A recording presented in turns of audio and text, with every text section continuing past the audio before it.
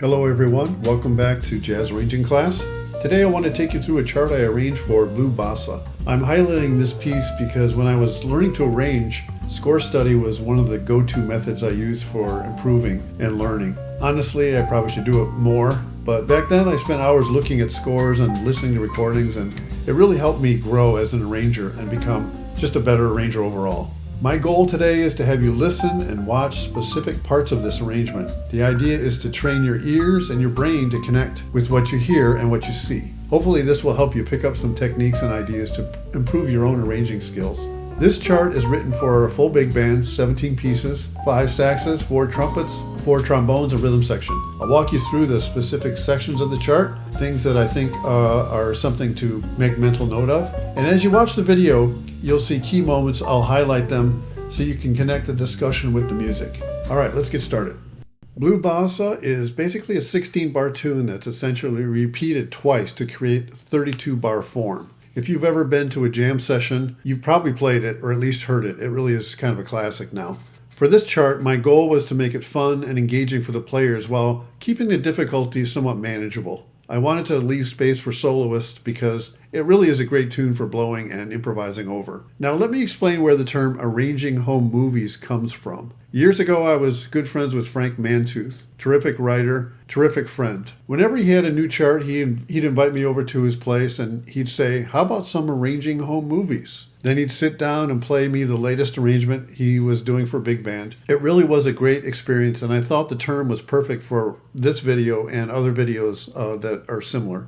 So let's get into the actual arrangement. I started with an introduction, which is something I typically do, and it's a good practice in general. Introductions are a great way to set the stage for the chart by foreshadowing or borrowing snippets from the melody. This approach helps create a sense of continuity right from the start, which really is a key to a balanced and cohesive arrangement. Continuity is so important throughout your chart. You don't need to repeat everything verbatim, but referencing earlier material can tie everything together and give your arrangement a sense of flow and structure, and that's so important. For this arrangement, I chose a 12-bar introduction instead of maybe a traditional 8-bar or 16-bar. I built it around a simple piano montuno, which you'll hear later, and I later layered it with trombones and saxes. As the layers kind of build up, the introduction gradually crescendos into a big band climax in the 12th bar, and that's where the trombones come in the soli, as you'll hear in a minute. For the first 16 bars of the arrangement, I chose to have the melody and the trombones, starting with the soli section voiced in 4-part harmony, with occasional unison for variety. This range works really well for the trombones, not too high, not too low. In the spots where I used unison, the range was a bit low for effective 4-part harmony, so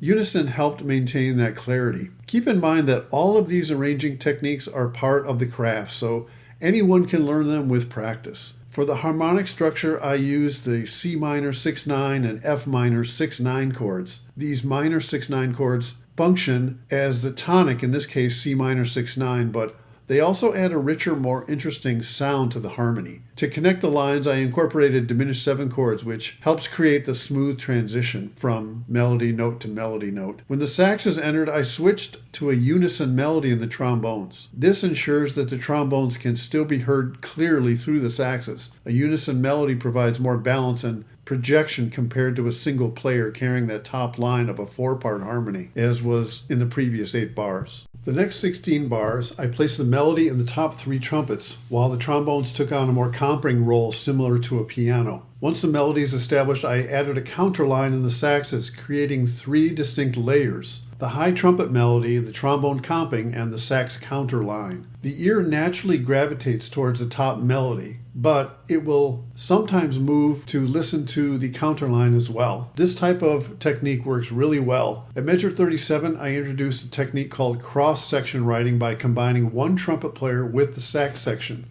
So the trumpet player doubles the lead alto. This approach blends the tessitura and adds variety to the texture and the weight of the band. To wrap up the tune, for the 32 bars, the band comes back in rhythmic unison, bringing in the first soloist. In this particular arrangement, I did write out a solo for the second trumpet. While I don't typically do this when writing for pro bands, I found it helpful to include written solos as an option for players who may not feel comfortable improvising. During the solo, I incorporated background lines, borrowing elements from earlier counter lines in the saxes. You'll see at bar 102 I swapped the sax line for trumpets, giving the tenor soloist their space without competing textures. I don't always include two solos in a chart, but I felt it was appropriate for this tune. Blue Bossa has a repetitive structure, and it's a classic improvisational tune, so two solos provided the variety it needed. Writing backgrounds can be challenging, but I try to approach it to borrow material from other parts of the chart to maintain that continuity. When you are crafting your backgrounds, it's important to ensure they don't overpower the soloists. Backgrounds should play a supportive role, adding depth without taking the spotlight. If you include counterlines, be mindful of the number of instruments on those lines to keep the focus on the soloist.